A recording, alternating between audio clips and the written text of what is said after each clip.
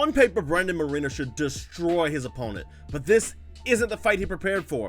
This is a completely different look, a completely different set of problems, and it changes everything about how this fight plays out. Preparing for Asu Almabayev, Brandon Moreno was ready to face a wrestler, but Almabayev pulled out, and suddenly the opponent and the entire style changed. Now the entire approach to the fight has to change. He's fading a striker. He doesn't need to worry about takedowns anymore, but that brings a different kind of danger. How do his hands hold up in a fight he didn't prepare for? This isn't about Brandon Moreno being the better fighter. The real question going into UFC Mexico City is whether or not he's walking straight into a trap against Lone'er Kavanagh. This fight is a weird one for Brandon Moreno. Lone'er Kavanagh, probably a better boxer kickboxer than Brandon Moreno. That said, Brandon Moreno has the experience, he has the grit, he has the know-how, he has probably the grappling advantage. And we've seen Lone'er Kavanagh in his last fight against Charles Johnson get knocked out. But it still concerns me about the change of opponents. He was fighting Asu Almabayev. We know what Almabayev is going to do, and we watched him against Lone'er Kavanagh, and we know he's just a takedown. Asu Almabayev's hands, not that great. So when you're in camp for something like this, you're looking at this like, okay, I have to be ready to defend the takedown. Moreno was planning to defend the takedown for a long time. Half of his camp was preparing for takedowns. Now he's facing Lone'er Kavanagh. And if you don't know Lone'er Kavanagh, you're missing out on a very good fighter. Lone'er Kavanagh is this type of fighter that's going to bring a really good striking style. He's in his mid-20s. He is one of those fighters that you don't want to miss anytime he fights. And sure, he was knocked out by Charles Johnson. Sure, he looked bad against Felipe. But he's still very good and very dangerous. He's very dangerous. Lone'er Kavanagh is the type of fighter that can come in here and upset Brandon Moreno on short notice. Now, this isn't like 4 days short notice. This is a few weeks short notice. Almabayev pulled out a while ago. So Moreno does have the opportunity to get the hands going and get them moving, right? But he needs to be careful here because of what Lone'er Kavanagh brings to the table. He's a really good grappler. Lone'er Kavanagh, he can wrestle. I want to see what he can do off his back. So yeah, let's go ahead and let's get into how this fight can play out. I want to see what Lone'er Kavanagh can do off his back, because the danger there is for Moreno is going to be, oh no, what if you get caught in striking? So how do you remove that from the equation? Well, you put him on his back. You put him against the fence. He's had a history of being able to do this. Brandon Moreno fought Davis and Figueiredo at his peak. Those 4 fights are probably 4 of the best fights you'll ever see.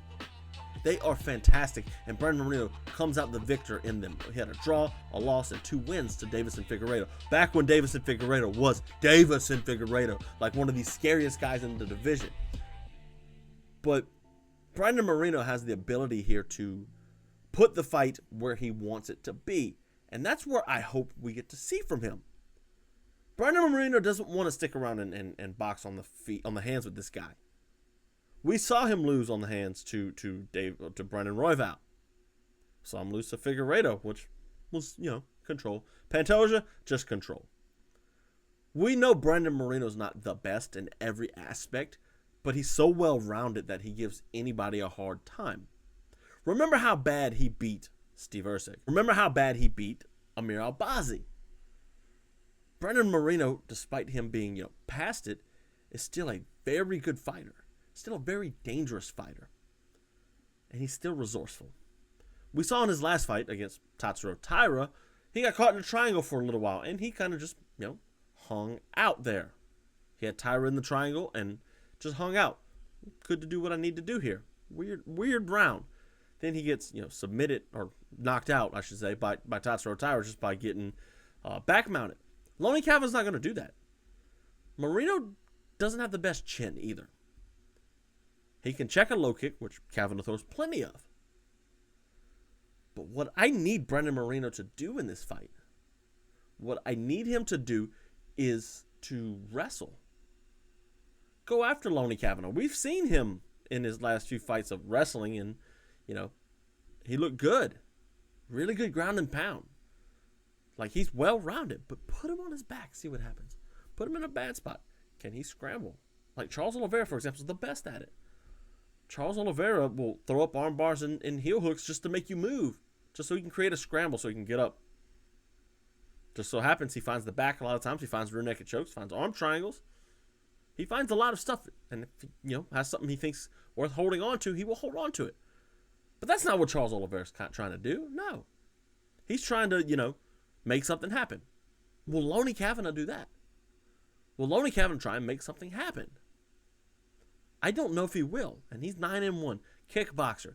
This really accomplished young guy coming off of his first loss and being granted this opportunity to fight number 6.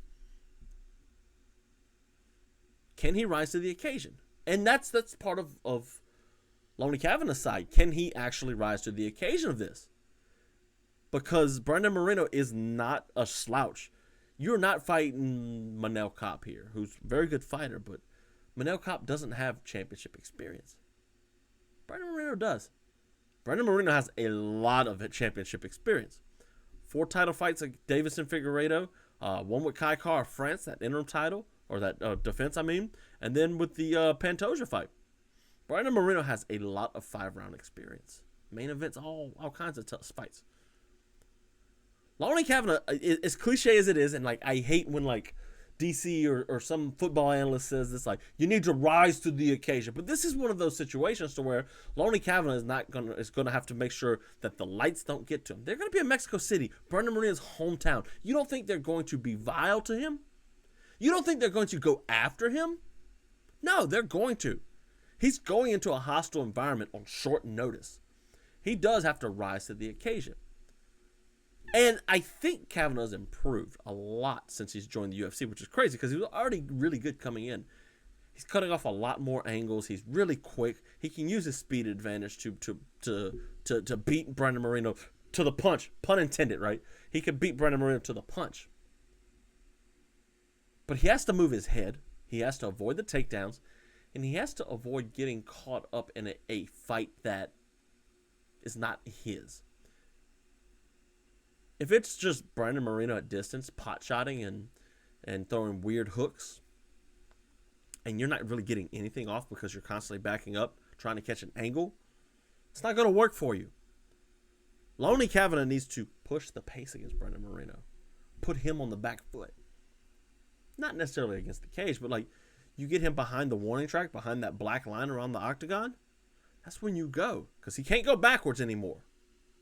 You go and you bet on him thinking, I can go backwards, not knowing space in the cage. And if not, he can go left. Lone'er Kavanagh switches so he can throw a left hook lead. Either way, he can go left or he can go right, You can catch him out on the exit. Usyk did that a lot against Tyson Fury in the rematch, or in the first fight, I should say. He backed Tyson Fury into a corner, and he'd say, you can go either this way or this way. You can't go backwards anymore, Tyson Fury. Managed to help him close the distance. Usyk's master at distance closing. Lone'er Kavanagh's not quite Usyk, obviously, but he's still that good of a fighter. And I think this fight is going to be tough for whoever wins. This fight's going to be very difficult.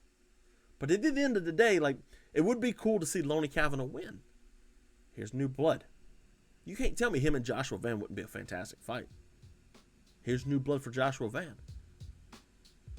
You can't tell me him and Brandon Royval wouldn't be a fun fight. It would. Lone'er Kavanagh has to go out there and execute. And while part of me is pulling for him, the other part of me is still love Brandon Moreno. So this fight is going to be a fun fight. One that is meant to be pleasing for the fans. And we're going to be the beneficiaries of that.